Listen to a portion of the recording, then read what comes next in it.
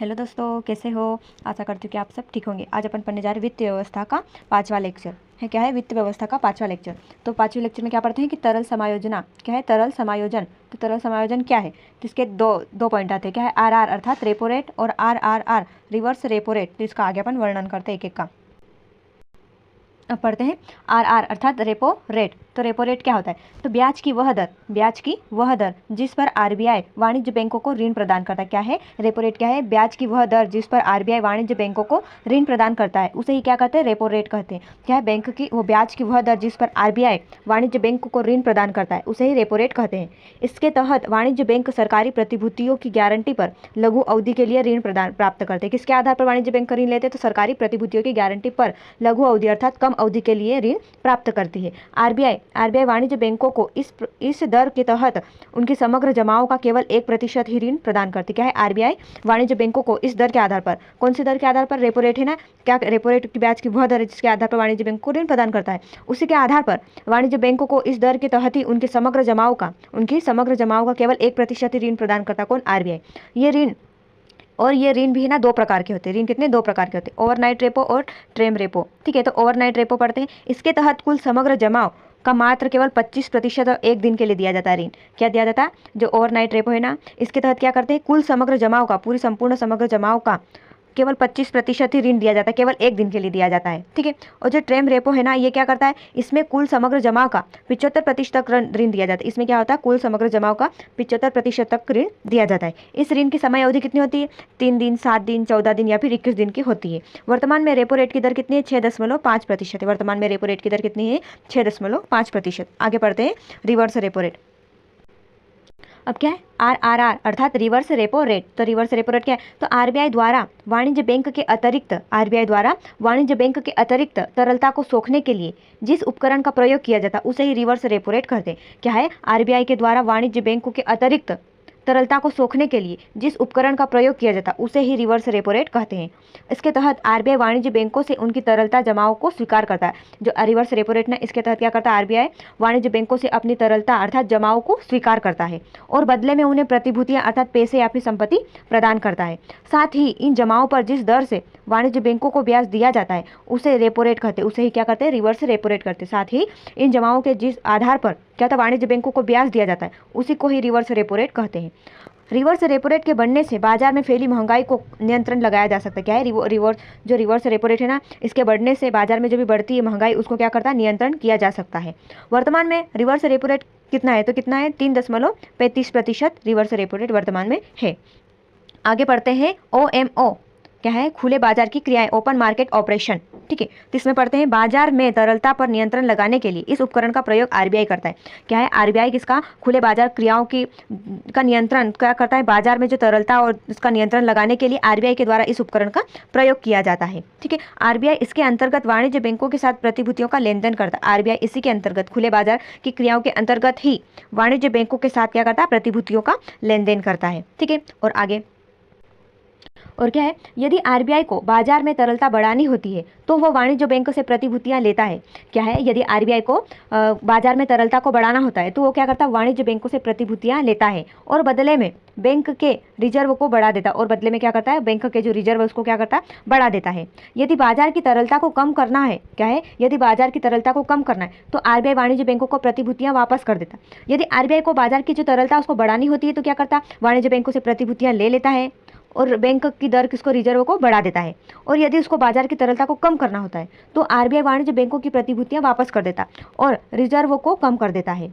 क्या करता है? रिजर्व को कम कर देता है। आगे पढ़ते गुणात्मक। अब ये बी वाला, पहला अपन मात्रात्मक पढ़ लिया, अब गुणात्मक पढ़ते। इसके अंतर्गत क्या क्या आता है? तो इसके अंतर्गत आता पहला पॉइंट नैतिकता या नैतिक दबाव। क्या है? गुणात्मक के अंतर्गत आता पहला पॉइंट नैतिक या नैतिक दबाव। तो क्या करते हैं इसमें? आरबीआई द्वारा बैंकों को समय समय पर निर्देश किया जाता है। क्या है? इसमें कहा गया कि आरबीआई के द्वारा बैंकों को समय समय पर निर्देश किया जाता है और इन निर्देशों का पालन करना सभी बैंकों का नैतिक कर्तव्य होता है। मतलब आरबीआई जो भी नियम बनाएगा उसका वो निर्देश करेगी समय समय पर, और उसका जो निर्देश का पालन करना सभी बैंकों को उनका नैतिक कर्तव्य है कि आरबीआई का नियमों का पालन करे। यदि कोई बैंक इसका पालन नहीं करती है, यदि कोई बैंक इसका पालन आरबीआई के जो निर्देश दिए उसका पालन नहीं करती, तो उस पर आरबीआई द्वारा पेनल्टी लगाई जाती है। क्या होता है? उसके द्वारा आरबीआई के द्वारा पेनल्टी लगाई जाती है। ठीक है, अब अगला पॉइंट है मार्जिन निर्धारण। अब मार्जिन निर्धारण क्या है? तो वाणिज्य बैंकों के द्वारा क्या वाणिज्य बैंकों के द्वारा ऋण प्रदान करते समय गारंटीकृत रखी गई वस्तु की कीमत से कम ऋण उपलब्ध कराया जाता है, उसे ही क्या कहते हैं, मार्जिन निर्धारण। अर्थात जब वाणिज्य बैंक से अपन ऋण प्रदान करते हैं, अपन ऋण लेते हैं, उस समय जो गारंटीकृत रखी गई वस्तु है, उस समय जो अपन वस्तु दे रहे उसकी कीमत से कम मूल्य की ऋण उपलब्ध कराएगा। जैसे वस्तु 100 रुपये की है और उसको अपन क्या करें, वाणिज्य बैंकों के द्वारा जो ऋण प्रदान कर रहा है वो उससे अपन गारंटीकृत कितने 100 रुपये की, परंतु वो वस्तु की कीमत कितनी 100 है और वो अपन उसके पास अपन रखेंगे तो उसकी कीमत कितनी हो जाएगी, उससे कम हो जाएगी, अर्थात 50 हो जाएगी। तो क्या है, वाणिज्य बैंकों के द्वारा ऋण प्रदान करते समय जो गारंटीकृत रखी गई वस्तु की कीमत से कम कीमत ऋण उपलब्ध कराएगा, है ना। क्या 100 की वस्तु है तो वो ऋण कितने का उपलब्ध कराएगा, 50, ठीक है, तो कराया जाएगा। इसे ही मार्जिन निर्धारण कहा जाता है। और आगे डिटेल में समझते हैं।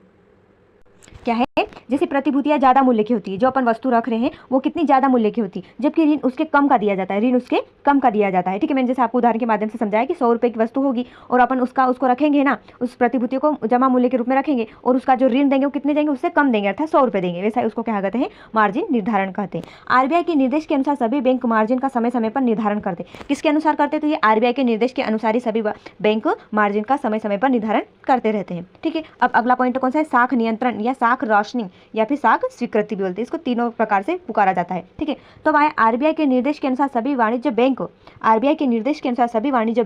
अपनी कुल ऋण का 40% भाग आरबीआई द्वारा निर्धारित प्राथमिक क्षेत्र में ऋण जमा प्रदान करेगी। क्या है, आरबीआई के निर्देश के अनुसार आरबीआई निर्देश करती वाणिज्य बैंकों को कि उसका जो कुल समग्र जमा हुए, ठीक है, उसका 40% भाग आरबीआई के द्वारा निर्धारित प्राथमिक क्षेत्र कौन से हो गए, जैसे कृषि हो गई, शिक्षा हो गई और मकान, इनके लिए कम दाम पर ऋण उपलब्ध किया जाए। क्या है, जो आरबीआई के द्वारा जो निर्देश किया जा रहा है वाणिज्य बैंकों कि जो तुम्हारे जो कुल समग्र जमा ऋण है उसका 40% भाग आरबीआई के द्वारा प्राथमिक क्षेत्र में ऋण प्रदान करते जाए, जैसे कि कृषि, शिक्षा, मकान आदि के लिए कम ऋण दाम पर दिया जाए, मतलब कम दाम पर ऋण उनको दिया जाए, ऐसा है। जबकि जो 60% बच जाता है, 100% होता है, तो 40 तो किसको, आरबीआई के द्वारा जो प्राथमिक क्षेत्र उनको ही कम ऋण पे दिया जाए, है ना। और जो 60 है वो क्या करता है, जो ऋण क्या है, जबकि 60% ऋण बैंक अपने अनुसार प्रदान करती है, 60% ऋण है जो बैंक अपने अनुसार करती है, आरबीआई का कोई उस पर दबाव नहीं होता है, उसे क्या कहते हैं, साख राशनिंग या फिर साख नियंत्रण या फिर साख स्वीकृति कहते हैं, ठीक है। आगे पढ़ते हैं अपन शब्दावली, 7वां पॉइंट। अब क्या पढ़ते, प्रमुख शब्दावली। तो इसमें क्या क्या आता है, तो क्या आया, पहला एनपीए, नॉन परफॉर्मिंग एसेट। क्या है, नॉन परफॉर्मिंग एसेट, इसका हिंदी नाम होता है गैर निष्पादित परिसंपत्ति। तो इसके अंतर्गत इसका वर्णन करते हैं, जब किसी ऋण पर, क्या है, जब किसी ऋण पर 90 दिन के भीतर किसी भी प्रकार की पूंजी या ब्याज की प्राप्ति नहीं होती, जब किसी ऋण पर 90 दिन के भीतर किसी भी प्रकार की पूंजी या ब्याज की प्राप्ति नहीं होती है, तो बैंक ऐसे बैंक को क्या करते हैं, एनपीए घोषित कर देता है, अर्थात गैर निष्पादित संपत्ति घोषित कर देता है। क्या है, कोई ऋण लेता है और 90 दिन के भीतर उसे चुका नहीं पाता है, तो और क्या होता है, चुका नहीं पाता, अर्थात मतलब पूंजी या ब्याज की प्राप्ति नहीं होती, तो बैंक ऐसे ऋण को क्या कर देता है, एनपीए घोषित कर देता है। तो ये कितने प्रकार का होता है, 3 प्रकार का होता है, ठीक है। तो पहला, अभी आगे क्या पढ़ते हैं, बेड बैंक। अब बेड बैंक होते क्या है, बुरे बैंक। तो क्या, जब क्या है, बैंक एनपीए की समस्या का समाधान करने के लिए बेड बैंक या फिर एआरसी की स्थापना की जाती है। क्या है, जो एनपीए कौन बैंक घोषित कर देता है, जो ऋण देता नहीं 90 दिन के भीतर तक, तो उनको एनपीए घोषित कर देता। तो एनपीए की समस्या का समाधान के लिए बेड बैंक की स्थापना की गई है। ये बैंक एनपीए को कम कीमत में खरीद लेते हैं। ये बैंक क्या करते हैं, जो बेड बैंक है, बुरे बैंक, ये क्या करते हैं, एनपीए को कम कीमत में खरीदने का काम करती है। ये बैंक क्या करती, जो एनपीए घोषित बैंक है ना, उसको क्या करती, कम कीमत में खरीदने का काम करती, जिससे बैंक में पूंजी का प्रभाव बढ़ सके और वित्तीय समावेशन का समाधान हो सके। इसकी अवधारणा 2021 से 22 में निर्मला सीतारमण के द्वारा की गई थी। इसकी अवधारणा किसके द्वारा पेश कर गई थी, निर्मला सीतारमण के द्वारा पेश की गई थी। आगे अपन पढ़ते हैं तीसरा पॉइंट। अब तीसरा पॉइंट क्या है, बेसल मानक। इसका निर्धारण 1998 में ब्यूरो ऑफ इंटरनेशनल सेटलमेंट संस्था के द्वारा किया गया था। जो बेसल मानक है ना, इसका निर्धारण किसके द्वारा किया गया था, तो ब्यूरो ऑफ इंटरनेशनल सेटलमेंट संस्था के द्वारा किया गया था। कब, 1998 में किया गया था। जिसका मुख्यालय कहाँ है, स्विट्जरलैंड के बेसल शहर में। बेसल मानक का मुख्यालय कहाँ पर है, स्विट्जरलैंड के बेसल शहर में है। इसके तहत सभी बैंकों की पूंजी पर्याप्तता अनुपात का पालन करना होता है, इसे ही बेसल मानक कहते हैं। इसके तहत क्या किया जाता है, सभी बैंकों की जो पूंजी है पर्याप्तता अनुपात का पालन करना होता है, इसे ही बेसल मानक कहते हैं। यह बैंक की जोखिम को कम करता है। ये क्या करता है, बैंक के जोखिम को कम करता है और उन्हें दिवालिया होने से बचाता है, अर्थात कर्ज में डूबने से उन्हें बचाता है। अब तक 3 बेसल मानक बनाए गए। अब तक कितने, 3 बेसल मानक बनाए गए। पहला है 1998 में जो कि 8% है, दूसरा बैंक 2004 में जो 9% है, और तीसरा बैंक 2010 का में जो 11.5% है, ठीक है। आरबीआई ने बेसल मानक 3 के तहत सभी वाणिज्य बैंकों के लिए 11.5% के लिए पूंजी पर्याप्त अनुपात में रखने के लिए निर्देश दिए गए और राशि समस्त जमाओं का भाग का होती है। ठीक है, आज के लिए बस इतना ही। धन्यवाद। अब आगे और पढ़ देंगे अपन इसका। ठीक है।